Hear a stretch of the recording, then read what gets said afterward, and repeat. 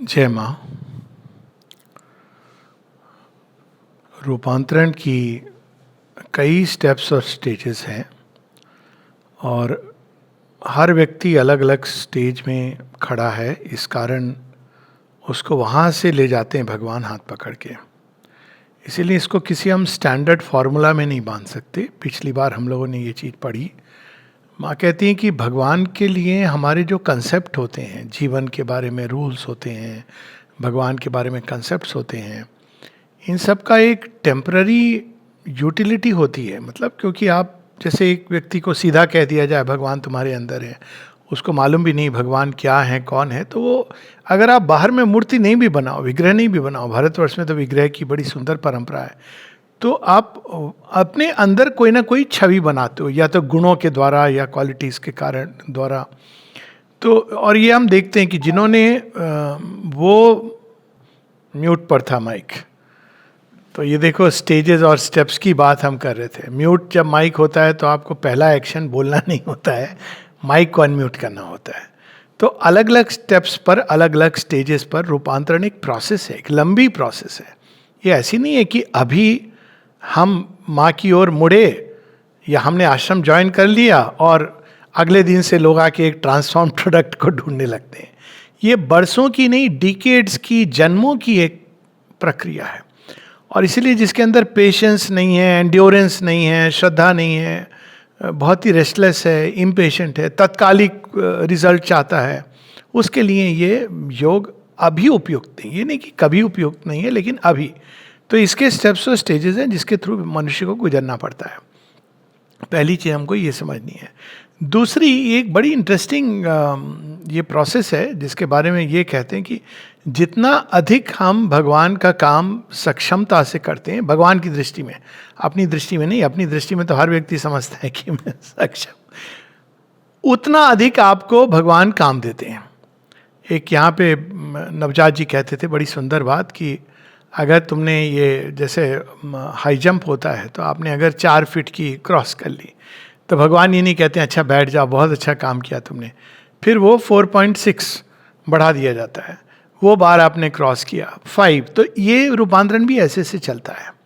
और वो ये नहीं कि एक झटके में अचानक हमसे ये कल्पना की जाती है कि हम बिल्कुल पूरी तरह कंप्लीट सरेंडर। श्री अरविंद एक जगह कहते हैं यदि पूर्ण सरेंडर, पूर्ण समर्पण, पूर्ण निष्ठा यदि ये शुरू से डिमांड हो, तो कोई भी साधक, सबल से सबल साधक ये योग नहीं कर पाएगा। और इसीलिए लाइफ में चैलेंजेस आते हैं, और हर एक चैलेंज से हम जैसे जैसे गुजरते हैं वैसे वैसे हमारी शक्ति, क्षमता बढ़ती है। जैसे जैसे हमारी क्षमता बढ़ती है वैसे वैसे हमारा कार्य बढ़ता है, क्षेत्र बढ़ता है, और अधिक अधिक हम भगवान से जुड़ते चले जाते हैं। इसमें एक चीज़ बड़ी इंटरेस्टिंग है, क्योंकि श्री अरविंद बार बार उसमें भी कहते हैं, भवानी मंदिर में वो कहते हैं कि हमको पहली चीज़ शक्ति का अर्जन करना है। तो शक्ति का अर्जन कैसे करेंगे? अगर आप किसी से भी पूछें शक्ति, शक्ति से लोग समझते हैं कि उठा तलवार, घुमा किसी को हम लड़ पड़ेंगे शक्ति। लेकिन जो पहली शक्ति हमको अर्जन करनी पड़ती है, वो शक्ति है सहन शक्ति। और हम देखते हैं कि ये 3 स्टेजेस ऑफ स्कूलिंग है नेचर के। श्री अरविंद इसकी बात करते हैं। फर्स्ट कैमल मैन, जहाँ हमको केवल एंड्योर करना आता है। फिर होता है लायन मैन, जहाँ आप एक्टिव होते हो। फिर आता है child which is playing for ever. ये मैंने एक बहुत सुंदर दृष्टांत पढ़ा था, एक भगत सिंह, सुखदेव और राजगुरु की जीवनी बचपन में। I remember as a child. पूरी किताब मुझे केवल एक दृष्टांत याद है, कुछ भी याद नहीं है। तो वो दृष्टांत ऐसा था कि सुखदेव एक बार वो ट्रेन में जा रहे थे, तो अच्छा खासा उनका बिल था और रिवॉल्यूशनरी थे, भारत के संग्राम के लिए लड़ रहे हैं। और उनको एक कुछ गोरे ब्रिटिश सोल्जर्स, उन्होंने उनको पीटना शुरू किया, नाना प्रकार की बातें कहना शुरू किया, पीटना शुरू किया। तो ये चुपचाप बैठे रहे, और सब लोगों को आश्चर्य हो रहा है, ये तो इनको आराम से पीट सकते हैं, ये इनके अंदर तो इतना उबाल है, क्यों नहीं कर रहे हैं? तो जब ये सब हो गया, लोगों ने पूछा तुमने उनको पीटा क्यों नहीं? कहते हैं देखो, अगर मेरे अंदर सहन शक्ति नहीं आएगी तो कल, यदि आज नहीं तो कल, मैं तो जान हथेली लेके घूम रहा हूँ, और अगर मुझे पकड़ा गया और इन्होंने मुझे वहाँ पर जब पिटाई की, तो मैं तो टूट जाऊंगा। तो कभी कभी शक्ति अर्जन करने के लिए एक्सेप्टेंस की एक फेस होती है। माता जी एक जगह बड़े सुंदर ढंग से कहती हैं, फर्स्ट एक्सेप्टेंस की पावर, तब चेंज की पावर। यदि हमारे अंदर चीज़ों को एक्सेप्ट करने की शक्ति नहीं है तो हम उसमें परिवर्तन लाने की, चेंज लाने की भी शक्ति नहीं आएगी। इसको माने पूरा उनका एक एजेंडा में कन्वर्सेशन है जहाँ वो कहती है एक्सेप्टेंस। सो योग में इक्वानिमिटी, जहाँ सारे घात संघात आघात आप सहते हो लेकिन सह के आप उफ भी नहीं करते हो, उसमें समर्पण का भी भाव है, एंड्योरेंस भी है, तब आपके अंदर वह शक्ति का, ये शक्ति का अर्जन है। आप हर बात पे विचलित होकर अपने आप को थ्रू आउट नहीं कर रहे हो। तब एक समय आता है जब वो ऊर्जा इतनी संग्रहित हो जाती है, क्योंकि ये भी एक प्रकार की शक्ति है, Madonna of suffering, mother of grief divine. तब उसके बाद Madonna of love, Madonna of strength, and then Madonna of knowledge, Madonna of light. तो ये प्रोसेस है माता जी की। 3-4 प्रार्थनाएं आज हम पढ़ेंगे, क्योंकि उसके बाद एक नई प्रोसेस शुरू होगी। उसको थोड़ा सस्पेंस में रहने दें, क्योंकि बहुत इंटरेस्टिंग है। माँ यहाँ से जाती हैं तो क्या अनुभव करती हैं। जनवरी 17, 1915 माँ कह रही हैं, now O Lord things have changed, the time of rest and preparation is over. ये हर एक साधक के जीवन में आता है। अब मेरे से जुड़ी हुई जो कहानियाँ मुझे वो अधिक पता है कि एक बार शुरू में जब मार्बलिंग सेक्शन में काम मिला था तो कुछ काम वहाँ मतलब था नहीं, ऐसे नहीं काम नहीं है, लेकिन अब एक एक्टिव बंदा वहाँ बैठ गया है 2 घंटे, कोई आएगा खरीदने तो आपको बिल बनाना है, थोड़ा साड़ी बेचनी है, साड़ी दिखानी है रंगों से। बट कभी कभी ऐसा था कोई नहीं आता था और वो स्ट्रिक्टली कहते नहीं नहीं पढ़ना उड़ना नहीं है, कोई डिस्ट्रैक्शन नहीं, मोबाइल फ़ोन थे नहीं, तो आप ऊपर नीचे टहल रहे हो। तो एक बात मेरे दिमाग में आती थी बार बार, प्रवृत्ति से निवृत्ति। मुझे लगता था ट्रेनिंग हो रही है, प्रवृत्ति से निवृत्ति। और एक बार किसी की घटना मुझे मालूम है, वो अभी भी जीवित हैं इसलिए मैं उनका नाम नहीं लूँगा। आश्रम में किसी कारण से उनको एक डिपार्टमेंट से कह दिया गया कि नहीं आप अभी यहाँ नहीं आएंगे। तो मुझे शेयर कर रहे थे, बहुत ही पुराने हैं, श्री अरविंद के समय से बच्चे थे उस समय। तो कहते 1 साल के लिए मैंने कुछ नहीं किया, मैं घर में था। तो उस समय मैंने कहा मेरे पास एक बहुत सुंदर अवसर है। तो क्या अवसर है, मैं श्री अरविंद माता जी को फिर से पढ़ूं। अब देखिए उन्होंने ये नहीं लेमेंट किया, कंप्लेंट किया, मेरे साथ अनुचित व्यवहार हुआ, मेरे साथ गलत हुआ, और एक दृष्टि से देखें तो गलत हुआ, लेकिन उन्होंने ये कंप्लेंट नहीं किया। उन्होंने उसको माता जी की ग्रेस के रूप में लिया और 1 साल उन्होंने पढ़ा। उसके बाद उनको एक ऐसा काम दिया गया जो उनके पहले काम से बेटर था, और वो सिचुएशन ऐसी बन गई, ये नहीं कि कोई उनको लोगों को बुला के उनको रिक्वेस्ट करके वो काम देना पड़ा। तो प्रिपरेशन का पीरियड होता है जब हमें कोई काम नहीं है। एक बहुत सुंदर पंक्ति है, श्री अरविंद की एक पोयम है, to R on her birthday. उसमें श्री अरविंद कहते हैं, he who to some gives victory joy and good, to some gives rest. यही बात हम लोगों ने डिलाइट ऑफ वर्क्स में श्री अरविंद कहते हैं कि सोट कभी टूट जाती है, टूट के बिखर जाती है। तो हमें ये समझना चाहिए कि ये समय हमारे अंदर एसिमिलेशन का पीरियड है, और उस समय हमको उस रेस्ट को भी प्रिपरेशन के रूप में यूज़ करना चाहिए। तो यहाँ माँ कह रही है रेस्ट एंड प्रिपरेशन का जो समय था वो हो चुका है, क्योंकि अब नई चेतना आ गई है और कार्य कर रही है, और अब उनको उसमें पूरी तरह पार्टिसिपेट करना है। Thou hast willed that from a passive and contemplative I become an active and realizing servant। और हम लोग जानते हैं कि ये एक लंबे समय तक माँ के अंदर जो प्रवृत्ति थी वो वास्तव में निवृत्ति की थी। एक लंबे समय तक, यहाँ तक कि आने के बाद भी 20 के बाद कुछ लोगों से इंटरेक्ट करना माँ ने शुरू किया था, लेकिन ये नहीं कि वो सीधा भाग करके दौड़ करके काम में लगे, ये नहीं कि उन्होंने अपने को बंद किया हुआ था, ऐसा नहीं। जब भी श्री अरविंद की इवनिंग टॉक्स माँ होती थी, बैठती थी, सब सफाई वगैरह करना, ये सब बाय एग्जाम्पल, उनके सारे अकाउंट्स को, आर्य के अकाउंट को संभालना या उनके भोजन की व्यवस्था, ये सब माँ देखती थी। लेकिन वो कभी स्वयं को आगे नहीं रखती थी कि मैं ये काम। एक बड़ी इंटरेस्टिंग बात है, क्योंकि कई बार हम जब वाइटल इम्पेशंस में कोई काम लेते हैं, करते हैं, तो वहाँ पर हम लोग कहीं ना कहीं एक अहंकार और प्राणिक आवेग में वो काम कर रहे हैं। लेकिन माँ कहती हैं कि अब उनको ये ज्ञान प्रतीत हो गया है कि अब उनको कंटेम्पलेशन का समय चला गया है और अब उनको रियलाइज करना है। Thou hast willed that the joyful acceptance be transformed into a joyful combat. अब ये वो समय है जब फर्स्ट वर्ल्ड वॉर प्रारंभ हो गया है, तो जॉयफुल कॉम्बैट की हर लेवल पर उनको कॉम्बैट में उतरना ही है.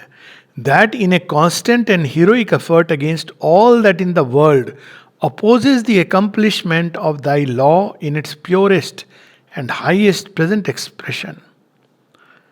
I recover the same peaceful and immutable poise which one possesses in a surrender to thy law as it is working itself out at the moment.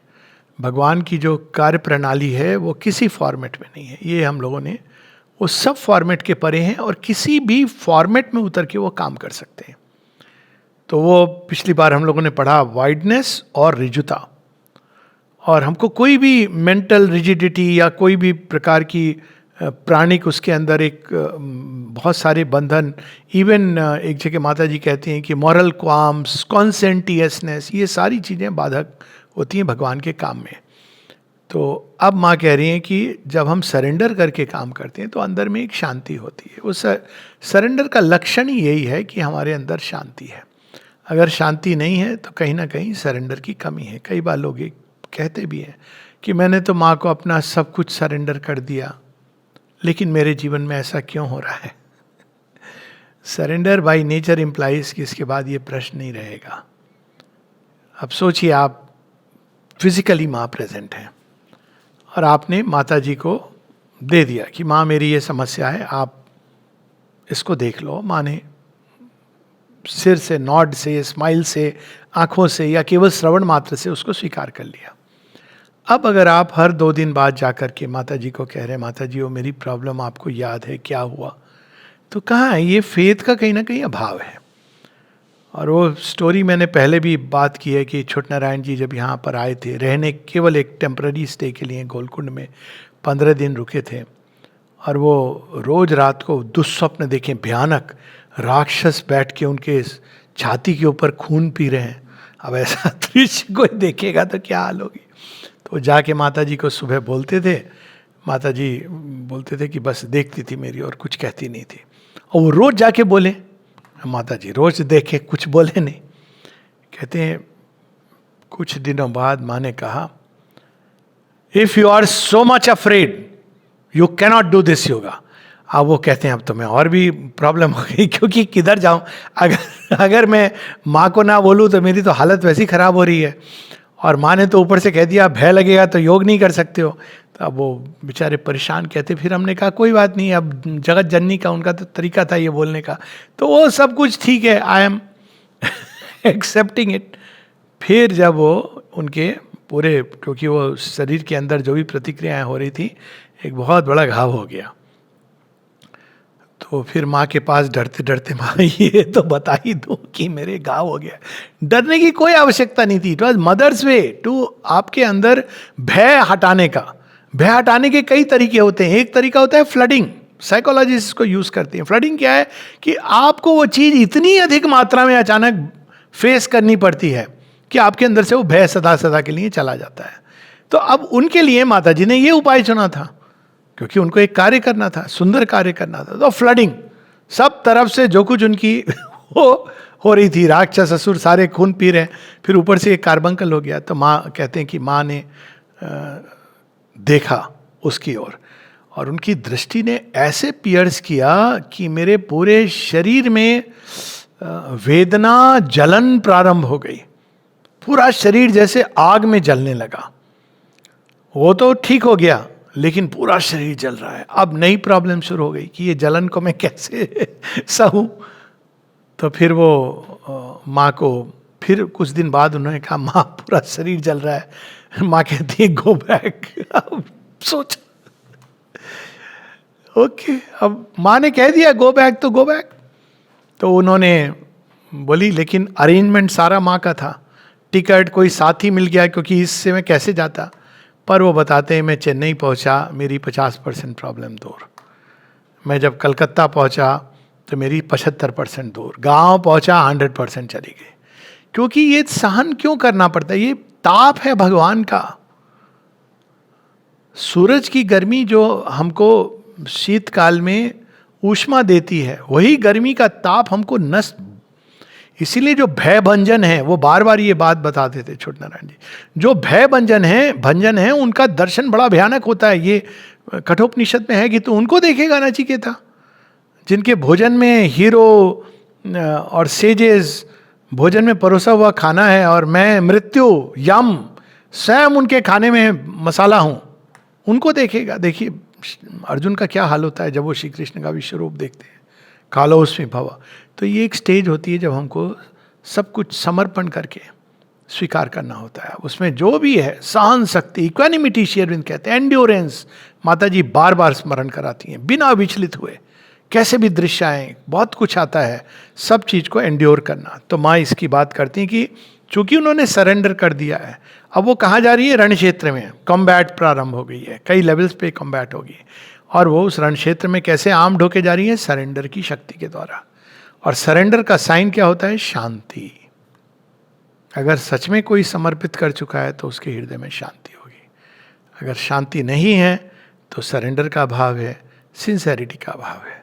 तो व्यक्ति को देखना है कि मेरे अंदर कौन सी चीज़ है जो इनसिंसियर है, कौन सी चीज़ जो समर्पित नहीं है।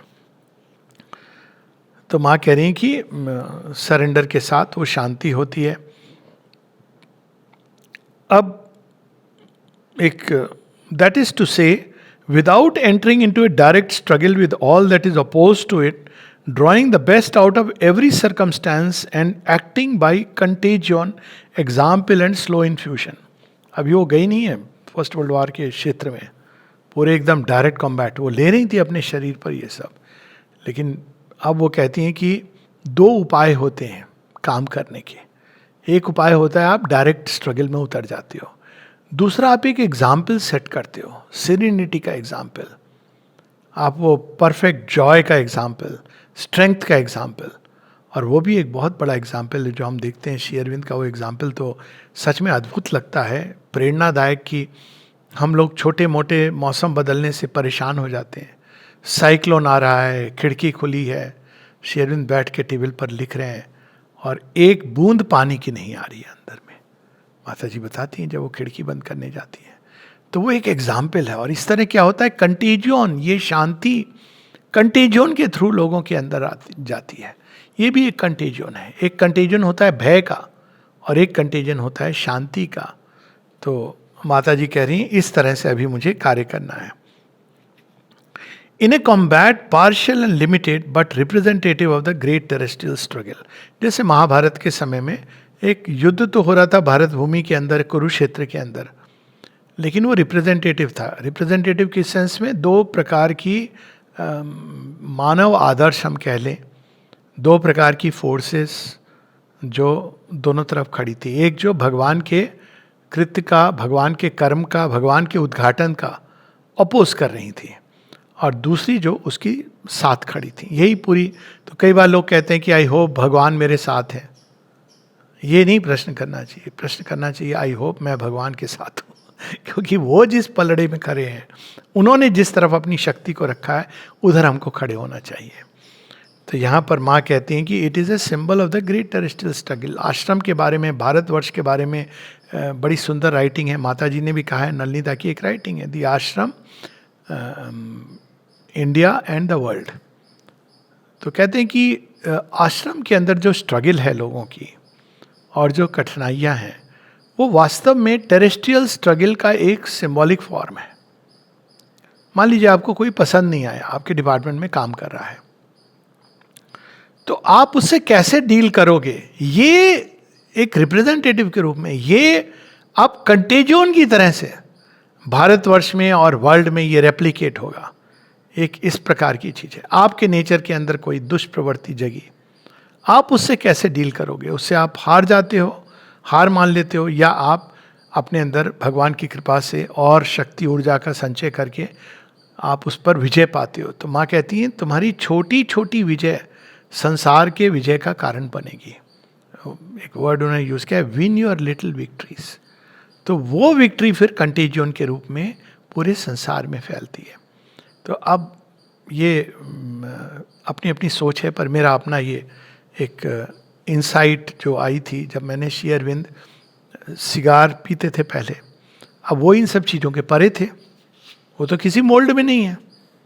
लेकिन माता जी एक जगह कहती हैं उनको, ये जो लड़के हैं ना, ये नहीं समझ पा रहे हैं आपकी चेतना आपको तो कोई असर नहीं हो रहा है, ये लोग जो हैं इसको एक रोल मॉडल के रूप में ले रहे हैं। तो श्री अरविंद कहते, ओह इज इट, पूरा ड्रॉप हो गया। अब ये घटना ऑब्वियसली 1930-35 इस समय की बात होगी। अब कालांतर में आप देखिए, over a period of time, आज के समय, अब अगर आप सिगरेट पीते हो या स्मोक करते हो, आपको एक अलग स्मोकर जोन में जाना है। इवन लीगली आप पब्लिक स्मोकिंग नहीं कर सकते हो अगर कोई आपके ऊपर ऑब्जेक्शन रेज करता है। तो ये जो कृत्य होते हैं, एक बड़ी सुंदर लाइन है सावित्री में, he left the footprints of a god. तो उनके जो कर्म होते हैं भगवान के, वो कई बार एक स्प्रेड करते हैं 1 to 2 to 3 to 4। आश्रम में कुछ लोगों ने ऐसा निर्णय लिया, आश्रम में कुछ लड़कियों ने वो अपनी ट्रेडिशनल वेशभूषा की जगह स्पोर्ट्स किट पहना और फिजिकल उसमें लग गई। आश्रम में पहली बार हम देखते हैं ये जो फेमिनिज्म की ट्रू क्रांति हुई है, स्पिरिचुअल फेमिनिज्म, ये शब्द माता जी ने इसका उपयोग किया है। स्पिरिचुअल फेमिनिज्म क्या है कि लड़कियां हर डिपार्टमेंट हेड भी हैं, लड़कियां सारे काम कर रही हैं, ऑर्गेनाइज भी कर रही हैं, एडमिनिस्ट्रेशन भी कर रही हैं, सारी चीज़ों में लड़कियां कहीं ना कहीं रिप्रेजेंटेड हैं। अब ये चीज़ एक कंट्योजन के रूप में लोगों के बीच आएगी।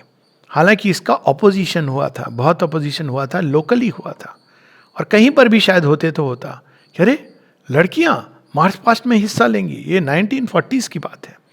तो यहाँ पर माँ कह रही हैं कि ये एक टेरेस्ट्रियल स्ट्रगल का एक छोटा भाग, रिप्रेजेंटेटिव, अगर यहाँ पर हम उस पर विजय पाएंगे तो उसका वो विजय बाहर भी होगी। Thou art putting to the test my power, decision and courage in order to see if I can truly be thy servant। कितनी सुंदर बात है। हम माँ की सेवा करेंगे, माँ की सेवा करेंगे, कहना तो बहुत आसान होता है लेकिन क्या सेवा के लिए योग्य हैं? जब किसी ने पूछा था, माँ मैं चंपक लाल जी जैसा बनना चाहता हूँ, माँ सीरियस हो गई। हाँ सच में? पूछो इससे कि कैसे मैंने इसको तैयार किया है। सह सकोगे वो सब? चंपकलाल जी चेयर को थोड़ा सा ऐसे खींचते हैं तो आवाज होती है, mother tells him this is not the way to do it. पूरा, और वो हर चीज को अमृता, पूरा समर्पण भाव से उन चीजों को लेना, सीखते जाना, किसी प्रकार का रिवोल्ट, कंप्लेंट कुछ नहीं। उनको पता है जगत जननी माँ जो कर रही हैं मुझे सिखाने के लिए, मेरी प्रगति के लिए कर रही हैं। तो इसीलिए हर किसी के लिए, हालांकि कोई प्रॉब्लम नहीं, आपको सूची में नाम अपना लिखवा देना चाहिए कि mother I want to be your servant, बहुत बड़ा भाग्य है। लेकिन ये जानना चाहिए कि केवल काम दे देने से ये नहीं कि हम भगवान के सर्वेंट हो गए। एक बार हम एनरोल हो जाते हैं तो एक तैयारी होती है। एक बड़ी सुंदर सी कहानी है कि एक व्यक्ति सीखने गया, वो क्या कहते हैं अपनी फेंसिंग, तलवारबाजी। तो जब वो एनरोल किया तो बड़ा खुश कि अरे कल से मैं भी तलवारबाज, वो स्वप्न देखने लगा, नाइट बनूंगा, लोग कहेंगे अरे वाह कितना बड़ा, इस फेमस स्कूल से इसने तलवार चलाना सीखा है। तो उसको मास्टर ने कहा खाना बनाओ, तो वो खाना बनाने लगा। 2 दिन 3 दिन उसको लगा आप पोशाक आएगी, कुछ मुझे बुलाया जाएगा। रोज़ देखता था खिड़की से जब तलवारबाज तलवार लड़ रहे थे। लेकिन बहुत समय हो गया, मास्टर ने कुछ नहीं कहा। ये तो फिर अपने फेट को रिकनसाइल कर गया कि शायद वास्तव में मुझे खाना ही बनाना है। भूल भी गया कि मैं यहाँ क्यों आया हूँ। एक दिन वो जब खाना बना रहा है, मास्टर आके वुडन तलवार से उसको पीछे से जोर से एक झटका देते हैं, क्या बोलते हैं, फटका। तो मुड़ के देखता है गुस्से में, हु इज डिस्टर्बिंग मी। तो देखता है कि मास्टर खड़े हैं। अब मास्टर से तो गुस्सा नहीं कर सकता है, तो स्माइल करता है। फिर कुछ दिन बाद फिर से फटका, फिर गुस्सा आता है। होते ना हम लोग, why are you disturbing in my work? खत्म हो गई ना बात। माता जी, यही तो छोटी छोटी चीजें टेस्ट होती हैं। आश्रम के अंदर ऐसे बहुत सारे ऐसे टेस्ट होते हैं। माइक जय कहती हैं कि हाँ, बड़े बड़े टेस्ट तो सब कॉन्शियस होते हैं, छोटी छोटी चीजों में टेस्ट। अचानक कोई आकर के आपको कुछ कह देगा और आपके अंदर से वो जो है अंदर में वो निकल जाता है, अनगार्डेड मोमेंट है। तो वो सारी चीजें, अब अगर हम कॉन्शियस हो जाएं कि मेरे अंदर से क्रोध निकला, मैं तो यहाँ पर एक शांति से भरा, करुणा से भरा भी उत्तर दे सकता था, मैंने ऐसे क्यों रिएक्ट किया, माँ को ऑफर करें, तो हम उससे पार हो जाएंगे। लेकिन आमतौर पर क्या होता है, हम उसको जस्टिफाई करते हैं क्योंकि हमारे अंदर रेजिस्टेंस होता है। हम ये नहीं देखना चाहते कि हमारे अंदर भी कमजोरी है। तो हम ये कि नेचुरली उसने आकर डिस्टर्ब किया, उसके साथ में ऐड कर देते हैं मैं माता जी का काम कर रहा था। अमृता की एक बड़ी सुंदर एक कथा है, बड़ी रोचक है। उनको किसी ने गुस्सा होते नहीं देखा, स्माइल करते थे, सबसे बात करके सबको ऐसे फील करवाते थे कि वो स्पेशल है। तो अब प्रॉब्लम क्या होती थी, सब लोग आकर के बैठ जाएं। अब एक व्यक्ति था जो हर दिन, हर दूसरे दिन आके कुछ ना कुछ कंप्लेंट लेके, और मैनेजर थे, उनको सॉल्व करना है। अब वो बेचारे एक दिन उन्होंने देखा वो व्यक्ति आ रहा है फाइल लेके, वो कमरे से जाने लगे। तो उस व्यक्ति ने कहा, कथा जाचे where are you? Say I am just going out. When will you be back? मतलब मैं बैठ के इंतजार करूंगा। तो अमृता ने कहा, when you will go away then I come. अब देखिए, वहां भी अपने कूल को नहीं लूज कर रहे हैं, सेंस ऑफ ह्यूमर भी इंटैक्ट है। अब कह दिया उसको कि जब तुम चले जाओगे, भाई तुम रोज ही कंप्लेन करते हो, अब मैं तुम्हारी कंप्लेन को, आप ऐसे भी कह सकते हो कि भाई देखो, मेरे पास इलाज नहीं है, इसका कोई उत्तर नहीं है इसका, या इसका तो इलाज भगवान ही कर सकते हैं। उन्होंने कहा जब तुम चले जाओगे तो मैं आ जाऊंगा। अब देखिए, ये भी एक तरीका है। तो ये बहुत सारे ऐसे टेस्ट होते हैं छोटे छोटे। तो ये जो टेस्ट की बात कर रहे हैं, वहाँ ये नहीं कि भगवान आपके साथ एक अनहोनी कर देंगे, कोई बड़ा लॉस हो जाएगा, ये भगवान नहीं करते हैं। भगवान तो आपकी प्रतिक्रियाओं का टेस्ट, भगवान ये नहीं टेस्ट करते हैं कि कोई लॉस इवेंट हो गया, आपके सारे धन चले, ये तो चोरों का काम है। भगवान वो नहीं है, ये तो फोर्सेस हैं संसार में, एडवर्स फोर्सेस, होस्टाइल फोर्सेस, वो ये कृत्य करती हैं।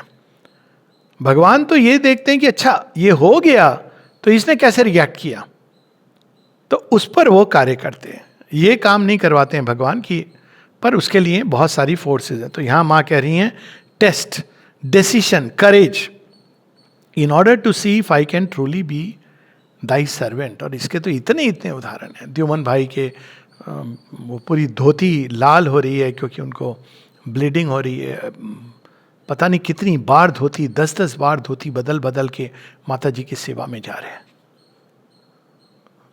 स्टेयर केस के से जाने की बजाय माँ बुला रही हैं, सीढ़ी रखी है, फटाक से लगा करके चढ़ करके जा रहे हैं। क्यों? कहते हैं माँ की सेवा सर्वोपरि। मेरी प्रॉब्लम, ब्लीडिंग हो रही है, बीमारी, ये सब ऐसे, ये लोग जो हमसे पहले गए ना, इन्होंने ये रास्ता ऐसे दिखाया है।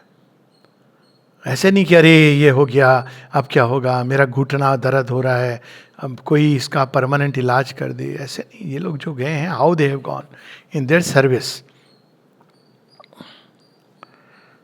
If the result of the battle shows that I am worthy of being the intermediary of the regenerating action, अब भगवान ने देखा कि भाई वर्दी है, तो क्या करेंगे, रिवार्ड देंगे आपको, कोई पोजीशन देंगे? नहीं। ये इंटरेस्टिंग है। Thou wilt extend the field of the action, कि अगर वो देखेंगे कि अगर आप वर्दी हैं, तो ये नहीं करते हैं भगवान की अच्छा अब आप उसमें तो बैठ गए। तो जब लोग ये सोचते हैं कि भगवान ने एक चेयर मिल गई, देखिए हनुमान जो भगवान के सबसे बड़े भक्त हैं, उनको क्या पोजीशन मिली थी? Head manager, director of Shri Ram सेना, सेनापति भी नहीं थे। Can you imagine? He was not even सेनापति। सेनापति तो सुग्रीव थे। लेकिन हनुमान के बिना, राम कहते हैं तुम्हारे बिना मेरे सारे काम अधूरे हैं। जब भी कोई समस्या है तो हनुमान को बुला रहे हैं। तो वैसा हमारी जो एस्पिरेशन है वैसी होनी चाहिए। भगवान की सेवा कुर्सी पर बैठ के फाइल पर डिसीजन लेके नहीं होती है। भगवान की सेवा तो ऐसे होती है कि जहाँ जब जैसे भी हर क्षण जो भी कार्य मिले भगवान का कार्य समझ के, जिससे एंथुजियाज्म रहे, जॉय रहे, सेवा का भाव रहे, तो यहाँ पर कहते हैं कि जैसे जैसे अगर भगवान समझते हैं कि हम वर्दी हैं, वैसे वैसे वो हमको और काम देने लगते हैं. And if I always show my self to be at the height of what thou expectest from me, a day will come O lord when thou wilt be upon the earth and the whole earth will rise against thee. अब भगवान तो धरती पर हैं, ये वो कह चुकी हैं, पर यहाँ किस सेंस में कह रही हैं कि भगवान का साम्राज्य स्थापित हो गया.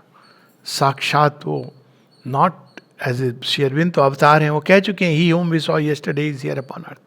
किंतु हर चीज पर, हर व्यक्ति पर भगवान का राज्य स्थापित होगा. लेकिन अब आगे मैं माँ कह रही हैं, and the whole earth will rise against thee. देखिए, आप जब भी भगवान आए हैं ये बात हुई है. अभी भी आप देखेंगे कि आप श्री अरविंद के बारे में जब बात करेंगे, तो मैं उस ग्रुप की बात नहीं कर रहा हूँ जो टर्न्ड है, बहुत ब्लेस्ड हैं वो लोग, ग्रेस है. कहीं ना कहीं इफ्स, बट्स, डाउट्स प्रारंभ हो जाते हैं कई लोगों में.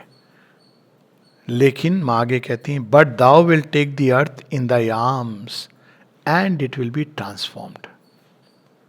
अब ये स्ट्रेटजी चेंज हो गई है. अब ये मार काट वाली स्ट्रेटजी नहीं है.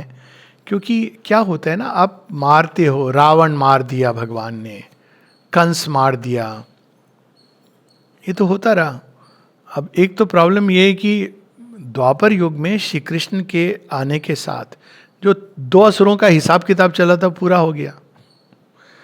वो तो 3 अवतारों ने कंप्लीट कर दिया वो कोर्स, मेडिसिन का कोर्स उनका जो था, जय विजय का.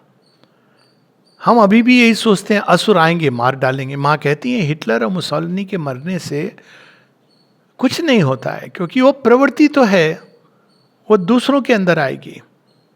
कितने लोगों के अंदर ये प्रवृत्ति है. तालिबानी केवल वहां नहीं बैठा है, यहां भी बैठा है. लड़की को हम पढ़ने नहीं देंगे, लड़की को तो घूंघट, लड़की को घर के अंदर, लड़की को ऐसे, लड़की को ऐसे. वैसे माता जी के डिवोटी हैं, तो ये तो वही तालिबानी है. और उसी प्रकार से वही हिटलर है जो चाहता है कि पूरा संसार मेरी बात को माने. अब पूरा संसार तो नहीं कह सकता व्यक्ति, घर में सब मेरी बात माने, मेरे अनुसार चले. हिटलर आ गया ना छोटा सा. तो ये जो प्रवृत्ति है, वो प्रवृत्ति नहीं जाती मनुष्य के अंदर, और उस प्रवृत्ति को आप केवल रूपांतरित कर सकते हो, उसको डिस्ट्रॉय नहीं कर सकते. ये बड़ी इंटरेस्टिंग चीज माता जी बताती हैं. यही रूपांतरण का योग है. और रूपांतरण का मतलब है वो कहीं ना कहीं किसी सत्य से पोषित हो रही है. फॉल्सहुड क्या है? ट्रुथ की ट्विस्टिंग है. तो उसकी भी पावर ट्रुथ से आ रही है. जब ये कहा जाता है, मान लीजिए कि पूरे संसार में भगवान का राज्य होना चाहिए, बिल्कुल निश्चित रूप से. ट्विस्ट कहाँ आती है? केवल उस भगवान का जिसको मैं मानता हूं. उसके बाद एक और ट्विस्ट आ जाती है. देखिए, ट्विस्ट में ट्विस्ट. ना केवल जिसको मैं मानता हूं, जो उसको नहीं मानते हैं उनको जीने का अधिकार नहीं है. तो आपने क्या किया? एक महत सत्य को फॉल्सहुड में कन्वर्ट कर दिया. अब इसी को अगर हम खोल दें, गांठें इसकी, हाँ भाई हम मानते हैं भगवान का राज्य होना चाहिए, लेकिन उसके लिए आपको बाहर किसी को नहीं मारना है, अपने ही अंदर अहंकार को मारना है. अगर ये समझ आ जाए तो सुंदर हो जाएगी पृथ्वी. लेकिन वो समझ नहीं आती. तो भगवान क्या कर रहे हैं? एम्ब्रेस कर रहे हैं. Thou will take the earth in thy arms and it will be transformed. अब ये बड़ी ट्रिकी बात है. भगवान जब अपनी बाहों में लेते हैं तो 2 चीजें होती हैं. आपकी ईगो तो क्रश होगी, ऑप्शन नहीं है, ऑप्शन बी है नहीं. एक ही ऑप्शन है, ego will be crushed. Option 1. Option 2, ego will be crushed.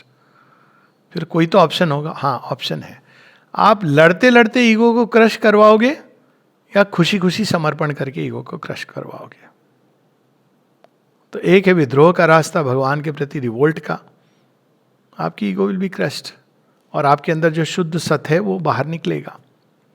और दूसरा है कि भाई प्रेम में आप स्वयं को दे दोगे कि भगवान ये सब जो मैं पाले बैठा था कि मैं यह हूँ, मैं वह हूँ, मैं वह बनूं जो तू चाहता है. तो वहाँ पे ये पहली प्रार्थना. दूसरी प्रार्थना भी अब ये सब जुड़ी हुई प्रार्थना है। जनवरी 18, 1915 की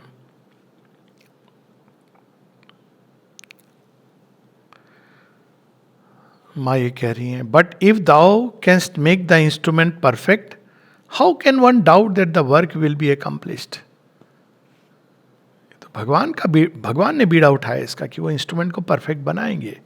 हम नहीं कर सकते, लेकिन समर्पण करना, सत्यनिष्ठा, अभिप्सा, एंड्योरेंस, ये हमारा काम है। Faith, we must chase away very far all the evil shadows that suggest the contrary. क्या है इविल शैडोज? कि लिखा है माँ श्री अरविंद ने, हबे कि ना हबे, होगा कि नहीं होगा, कौन जाने कब होगा, सुना, ये है ईविल। ये ऐसे एंटर करता है साइड से, एक छोटे बॉम्ब के रूप में बढ़ता चला जाता है। माँ कहती है anything that suggest to the contrary. इसलिए लोग कहती बार बार द सर्टिट्यूड होना चाहिए कि जो काम श्री अरविंद ने अपने हाथ में लिया है वो होगा ही होगा। और कोई पूछे इस सर्टिट्यूड का आधार क्या है, तो बड़ी सिंपल सी एक बात हम कह सकते हैं, क्योंकि श्री अरविंद माता जी ने कहा है। आप सोचिए, कई बार लोग इस बात को कहते हैं, लॉजिकली भी समझाया जा सकता है, वो एक अलग बात है कि लक्षण क्या है सुपर माइंड के इत्यादि। पर मैंने एक आध बार पूछा है किसी से, मैंने कहा यदि मैं ये कहूँ कि श्री अरविंद माता जी ने कहा है इसलिए ऐसा होगा, तो तुम क्या कहोगे? अब लोग रुक जाते हैं। मैंने कहा तुम क्या कहोगे कि वो गलत कह रहे हैं, कि वो झूठ कह रहे हैं? तो लोगों की सांस रुक जाती है, ऐसे कैसे हम बोल सकते हैं? अब बोल तुम वही रहे हो, घुमा फिरा के बोल रहे हो। डाउट का अर्थ यही है कि वो जो कह रहे हैं वो सही नहीं कह रहे हैं।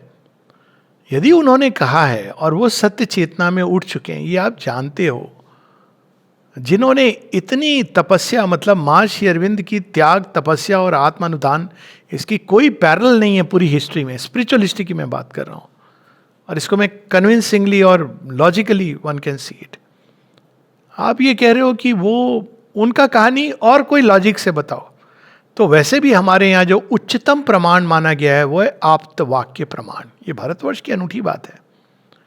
रैशनल डिस्कोर्स का एक है स्थान, अनुमान, उपमान इत्यादि हैं, लेकिन आप्त वाक्य को अल्टीमेट प्रमाण, दी वर्ड ऑफ द ऋषि, श्री अरविंद कह रहे हैं, श्री कृष्ण कह रहे हैं, तो ये सत्य है, और तब आप उस पर बढ़ते हो। नेचुरली वो अभी रियलाइज नहीं है आपकी चेतना में। तो यहां पर माँ कह रही हैं कि हमको ईविल शैडो, डाउट वहां से आता है, छाया पड़ती है, और भगवान को, माता सीता के पवित्रता पर वो डाउट ला देती है। यह है evil shadow. And full of an unshakable confidence in the infinite mercy. देखिए मर्सी की बात, कृपा की बात नहीं कर रहे हैं। मर्सी क्या होती है? पता है तुम पतित हो, लेकिन आप पतित पावन हो। ये होता है ना कि अगर हम पतित भी हैं तो आप तो पतित पावन हो। आपके स्पर्श से क्या नहीं बदल सकता है। कभी कभी शुरू में जब मैं यहाँ आया था तो जोकिंगली हम लोग, कुछ लोग बात करते थे, मैंने कहा था ये पतित पावन उद्धारण संस्थान है। और कहाँ जाएगा व्यक्ति? तो पतित पावन, इसका अर्थ ही यही है कि कितना भी आप गिरे हो, भगवान के स्पर्श से सब कुछ सुंदर हो सकता है। तो इसीलिए माँ इन्फिनिट मर्सी की बात कर रही है। कृपा होती करुणा, मर्सी दया का एक सर्वोच्च। दया क्या आप जानते हो ये नहीं कर सकता है, परंतु भगवान इतने दयालु हैं कि उसको भी वो अपने हाथ में लेकर के बदल देते हैं। I address to thee this prayer. अब माँ क्या प्रार्थना कर रही हैं, और सच में इसको हम सुने तो हम लोग को लगता है हम सच में कितने दूर हैं उस चेतना से। माँ कह रही हैं, ट्रांसफॉर्म दाई एनिमीज इनटू फ्रेंड्स। हम लोग अपने छोटे छोटे एनिमी, छुटनारायण जी बताते थे यही बात, कहते हम लोग इतने बुद्धू थे, माता जी हैं, हम उनसे कुछ भी कह सकते थे, पर हम क्या उनसे कहते थे, वो जो है ना प्रोफेसर हमारे साथ बहुत गलत किया है, या तो उसका ट्रांसफर करा दो या हमारा करा दो। और कहते थे हो जाता था, हम इसी को कृपा समझते थे। He said this once, कहते हम कुछ भी उनको कह सकते थे, लेकिन ये क्या प्रार्थना करते थे? तो transform Dai enemies into friends, change the darkness into light. अब इस पर तो एक स्टोरी है जो मैं, बड़ी कंक्रीट स्टोरी है। जब पटियाला में हम थे और एक्चुअली उस समय टेररिज्म अपने पीक पर था, मॉर्निंग से रात को 7 बजे से सुबह 7 बजे तक कर्फ्यू रहता था। और खैर हम लोग जाते थे सेंटर में काम करने, 9 बजे आते थे, वो एक अलग स्टोरी है कैसे भी करके डेली। लेकिन सबसे इंटरेस्टिंग बात क्या हुई कि जब श्री अरविंद का बर्थडे सेलिब्रेट करने वाले थे, तो उनके लिए श्री अरविंद का बर्थडे का इशू नहीं है। बर्थडे, ये भारत स्वतंत्रता है, यू कांट। उस समय जो खालिस्तानी शुरू हो गए थे ये सब, post golden temple, post binder वाले की बात कर रहा हूँ मैं, 86 की बात कर रहा हूँ। तो फिर वो थ्रेटन करने एक लड़का आया, हमारे घर में आया, और तब मैं ड्यूटी पर था। जब मैं आया, उसने कहा देखो आप ये मत करना, नहीं तो जो कॉन्सिक्वेंसेज होंगे आपकी प्रॉब्लम है, देख लेना। तो अब उस समय क्या होता है, कभी कभी आप आवेश में आते हो। तो मैंने कहा जो आप करना है, कहना है, हो गया। हम महाकाली के संतान हैं, हम डरते नहीं किसी से। हम वो करेंगे जो हम करना चाहते हैं, आप वो करो जो आप करना चाहते हैं। अब ये एक फिल्मी डायलॉग, उस समय कोई रिसोर्सेज नहीं थे, बोल दिया, चला गया, कहा ठीक है। फिर तो सब लोगों ने कहा पुलिस बुला लो, ये बुला लो। मैंने कहा जिसके भरोसे पर हमें आज कुछ नहीं बुलाना है। तो हम लोगों ने प्ले किए रखा था, तो प्ले था वो माँ की जो वर्च्यूज़ है उस पर 72 के म्यूज़िक से स्टार्ट किया। ये लोग 6 लोग आए, तो ये तो मैं पहचान गया, और इसके साथ और भी 5 लोग थे। लोग जानते थे इनको कि आ गए, तो सब आके इधर उधर खुसर फुसर हो रही है, वो आ गए हैं। कहा आने दो, तुम लोग माँ श्री अरविंद पर कॉन्सेंट्रेट करो। 1 घंटे 1.5 घंटे प्रोग्राम चला होगा, वो बीच में थोड़ी देर है, 15-20 मिनट बाद फिर चले गए, अपने आप चले गए। बाद में ये लड़का जो थ्रेटन करने आया था, इसकी चिट्ठी आती है मुझे जब मैं पूना में जाता हूँ, और कहता है मैं बहुत क्षमा प्रार्थी हूँ, और मैं तो अब श्री अरविंद का भक्त बन गया हूँ, बाबा जी का बाबा जी। उसके साथ ऐसी कुछ घटनाएं हुई, वो पूरा डिवोटी बन गया। मतलब ऐसा डिवोटी बना कि वो हर चीज़ मैं करूँगा ना, मैं करूँगा जी, मैं करूँगा जी। तो ये तो मैंने अपनी आंखों से देखा है। इसी को बोलते हैं कन्वर्शन ऑफ दी असुरा। और असुर जब कन्वर्ट हो जाता है तो इंस्ट्रूमेंट बन जाता है। अब वो उछल उछल के मैं करूँगा, कोई भी काम है मैं करूँगा।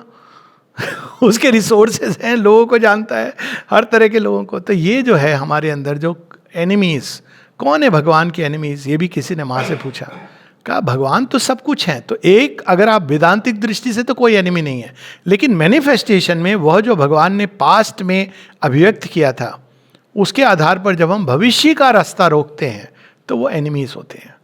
तो यहाँ एनिमीज से ये अर्थ है कि वे जो भगवान के मैनिफेस्टेशन में, आगे के मैनिफेस्टेशन में जो बाधा कर रहे हैं, दे आर द एनिमीज। तो they into friends in this heroic and immense struggle, in this sublime struggle of love against hatred, of justice against injustice, of obedience to thy supreme law against revolt, may I little by little make humanity worthy of a still more sublime peace, in which all internal dissensions having ceased, the whole effort of man may attain, may unite to attain to a more and more perfect and integral realization of thy divine will and thy progressive ideal. ये चीज़ हम माँ की कई जगहों पर, इसमें भी एक पहले प्रार्थना थी। माँ कहती हैं 2 प्रकार की फोर्सेस काम कर रही हैं इस समय संसार में, and both are against thy law. आपस में लड़ रही हैं। एक कह रही है झंडा लेके कि हम लाएंगे सतयुग, और दूसरी कह रही नहीं, सतयुग तो हमारा वाला सतयुग तो आ चुका है 1500 साल पहले, तुम तो उसके मार्ग में हो। ये कह रहा है नहीं, अब वो तुम्हारा जो भी सतयुग रहा हो, तुम तो अब घोर कलयुगी काम कर रहे हो, हम तुमको हटाएंगे। ये दोनों फोर्सेस काम कर रही हैं। माँ कह रही हैं both are against thy law. तो इसीलिए माँ कई जगहों पे कहती है एक और डिस्ट्रक्टिव फोर्सेस काम कर रही हैं संसार में, उनका अपना काम है, वो तोड़ेंगी बहुत कुछ, इधर से भी टूटेगा उधर से भी टूटेगा, ये उनका काम है। कह रही दूसरी ओर constructive forces of the new creation, और माँ कहती बहुत कम है जिनके अंदर वो विजन है ऑफ द कंस्ट्रक्टिव फोर्सेस। उनको केवल कंस्ट्रक्शन के उसमें लगना चाहिए, क्योंकि जब टूट जाएगा बहुत कुछ टूटेगा। अभी तो शुरुआत हुई है, और आपके अंदर कुछ है ही नहीं कि यहाँ पे आप या तो लेमेंट करोगे, अरे टूट गया मेरा सुंदर सपना, लेकिन वहां पर क्या कंस्ट्रक्ट होना है? आपके अंदर कोई मन में कोई भाव नहीं है, कोई जानते नहीं, आप लेमेंट कर रहे हो। तो हम लोगों को माँ के न्यू क्रिएशन का अंग बनना है, अंश बनना है। मतलब ये कि we have to hasten the spiritual evolution. और जितना हम हेसन करेंगे, जितना हम उस ओर अग्रसर होंगे, उतना संसार में हम जो भी लाभ होना है उससे ही होगा। इसीलिए कई बार लोग बहुत ज़्यादा पॉलिटिकल पार्टीज की ओर देख के आशा भी उससे करते हैं और निराश भी वहीं से होते हैं। पर ये किसने कहा है कि पॉलिटिकल पार्टी और गवर्नमेंट संसार में एक वो क्रांति लाएंगी? They are not capable, by their nature they are not capable. वो तो अपना कैलकुलेशन, जोड़ तोड़ घटाव करती हैं, कुछ थोड़ी बेटर है, कुछ वर्स है, यही डिफरेंस है। लेकिन उत्क्रांति जो हो रही है, स्पिरिचुअल रिवॉल्यूशन, वो उनके अंदर हो रही है जो संसार की सब सीमाओं को देख के, ये नहीं कि घबराए हैं, डरे हुए हैं, वो चाहते हैं कि नहीं, एक नई सृष्टि होनी चाहिए, वो पुरानी वाली नहीं। पुरानी सृष्टि, ओवर माइंड क्रिएशन तक की सृष्टि को माने डिसॉल्व, सैंक्शन नहीं दिया है श्री अरविंद ने। एक जो कहते हैं, I cannot give my sanction to the old fiasco. Old fiasco क्या है? वही पुराना रीति रिवाज, तौर तरीका, इवन भगवान से रिलेट करने का, दूर करके भगवान वहाँ हैं, उनकी हम ऐसे पूजा अर्चना, जिनको करना है करने दो, हमारे सनातन धर्म में कोई किसी को रोक टोक नहीं है। लेकिन अब एक नई चीज प्रकट हो रही है, वे कुछ लोग, मुट्ठी भर लोग, जो उस दिशा में खुल गए हैं भगवान की कृपा से, माँ की कृपा से, उनको अब पूरी तरह उस दिशा में चलते जाना चाहिए। Precisely because they are few in numbers. Shri Aurobindo कहते भी हैं कि नथिंग डिपेंड्स कि हमारे बहुत ज़्यादा हों, मास मूवमेंट हो, इस दिशा में हमको नहीं जाना है, वो डाइल्यूट करती है चीज़ों को। लेकिन जो कुछ हैं, श्री अरविंद ने तो केवल 100 लोगों की बात की, वे पूरी तरह अपने आप को आत्म उत्सर्ग के द्वारा इस कार्य में अपने आप को दे दें। लास्ट की प्रेयर हम लोग केवल टच करेंगे। ये फरवरी 15 है, 1915। इसके एक हफ्ते बाद माँ चली जाएंगी। फरवरी 22 को वो यहाँ से चली जाती हैं, 1915। तो उसके पहले की ये प्रार्थना है।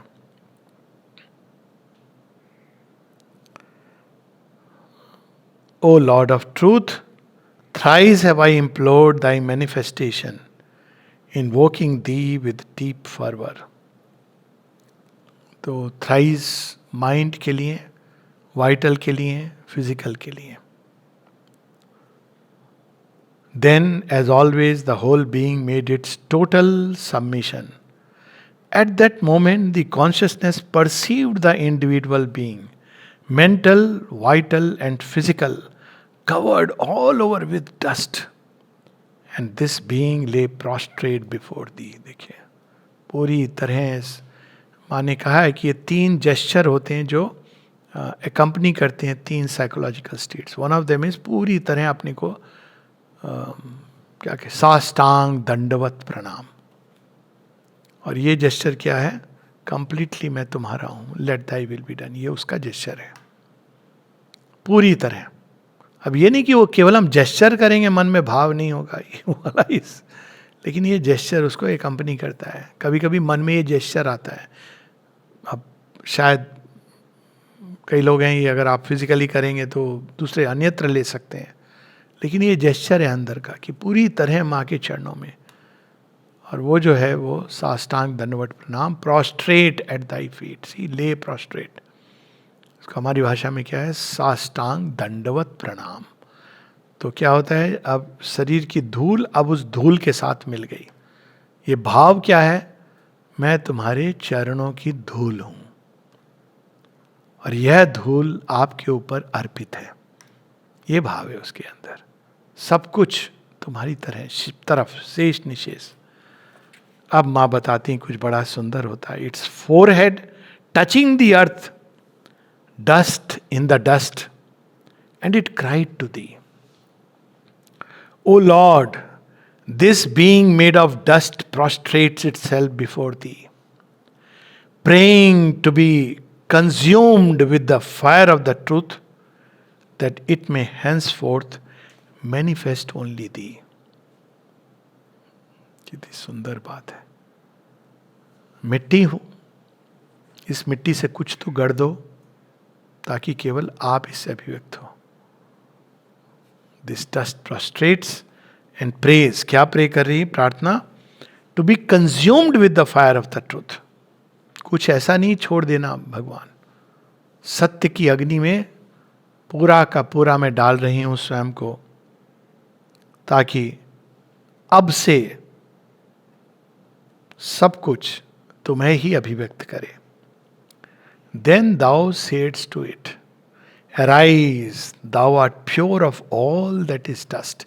वर्शिप को, पूजा का रियल अगर सार समझना है तो ये है. सावित्री में एक लाइन है कि for the deity lifts the worshipper at the feet. Exact line नहीं पर यह है, और वो उनको अपने गले से लगाते हैं. ये देखिए कैसा भाव है. जगह जगह हम अपने शास्त्रों में पढ़ेंगे कि वो वर्शिपर ने पूरी तरह अपने को भगवान के चरणों में डाल दिया. अब नेक्स्ट जेस्चर क्या होता है? भगवान उसको उठाते हैं और अपने गले से लगाते हैं. अब आप सोचिए, आपने चरणों में नहीं डाला, आप सीधा जाके हाथ फैला के जा रहे हो. टैगोर ने ऐसे ही किया था, अपना वो हाथ फैला के आर्म्स श्री अरविंद को एम्ब्रेस करने के लिए जा रहे हैं. और श्री अरविंद क्या करते हैं? श्री अरविंद नमस्ते करके स्टॉप्स हिम. यही अंतर है. आज कोई बता रहा था कि वो माता जी के चरणों में प्रणाम कर रहा था, तो माँ फ्रेंच में कहती हैं, you can keep your head on my lap. अब मैं तो इतना भाव विभोर हो गया, मैंने कहा आपका माथा ही टच कर लो. मैं कैप पहने थे, मैंने कहा कैप उतारो मेरे को आपका, I want to touch your forehead. अब देखो माँ कहती you can keep your head in my lap. तो ये होता है, ये नेक्स्ट स्टेप होता है. हम चरणों में पूरी तरह डाल देते हैं अपने आप को भगवान के. I am but dust of thigh feet. एक याद आ रही है, आई कांट हेल्प, 2 मिनट लगेंगे. एक बड़ी सुंदर एक उर्दू की गज़ल है, one of my favourite, Abida Parveen की गाई हुई. जी चाहे तो शीशा बन जा, जी चाहे पैमाना. अब ये लंबी है तो I am not going to पर उसमें एक लाइन आती है, रूह की आंख का सुरमा बन जा. सुरमा क्या है? काला होता है, लेकिन वो क्या करता है? आंख की सुंदरता को बढ़ाता है. तो मैं काला हूं, माने मेरे अंदर सारे डार्कनेस है, दुर्गुण है, पर आपकी आंख का सुरमा तो बन सकता हूं. खा के दरे जानाना बन जा. अब यहां पर हो रहा है कि भगवान के बिलवेड के चरणों की धूल बन जा. प्रे कर रहा है वो. अंत में सब कुछ प्रे करने के बाद वो लास्ट में प्रे करता है, खा के दरे जानाना बन जा. और तब वो क्या होता है? वो घुल मिल जाता है लॉर्ड में. बड़ी सुंदर. और यही भाव है, फायर सीख जहीन के दिल से जलना, काहे को हर शम्मा पे जलना. अपनी आग में जो जल जाए तू वैसा परवाना बन जा. यहां भी मां कह रही फायर ऑफ ट्रूथ. मैंने स्वयं को आप में डाल दिया है पूरी तरह. ये डस्ट है, धूल है, पर इस धूल को अगर आप स्वीकार करो तो आप माथे का चंदन बना लो, या आपके पांव के नीचे पड़ी रहूं, जैसे भी रहूं.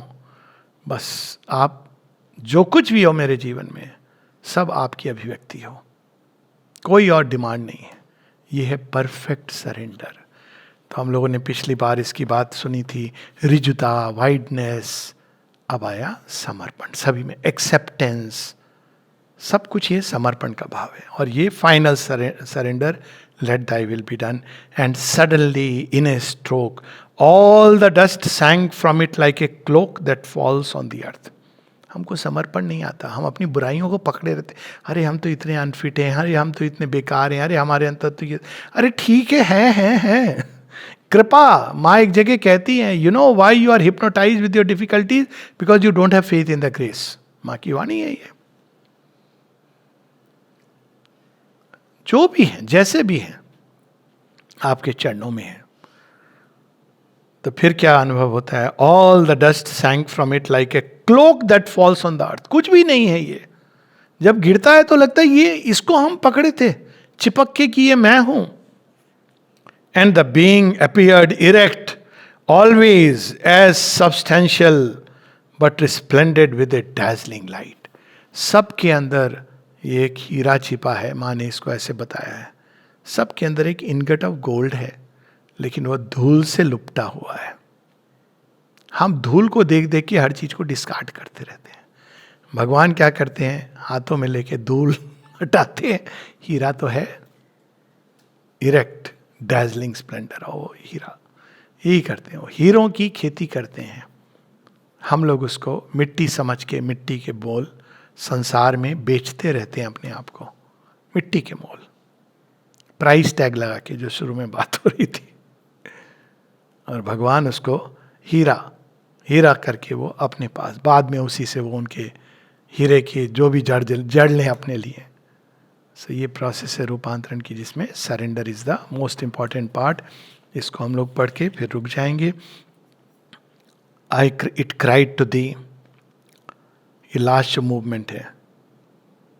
Covered all over with dust, and this being lay prostrate before thee, its forehead touching the earth, dust in the dust, and it cried to thee, O Lord, this being made of dust prostrates itself before thee, praying to be consumed with the fire of the truth, that it may henceforth manifest only thee.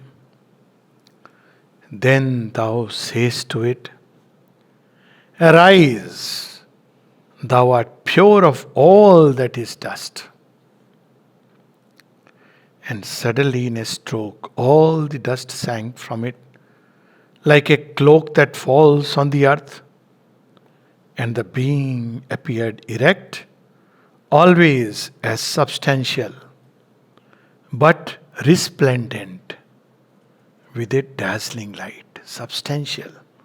There is a truth which is hidden.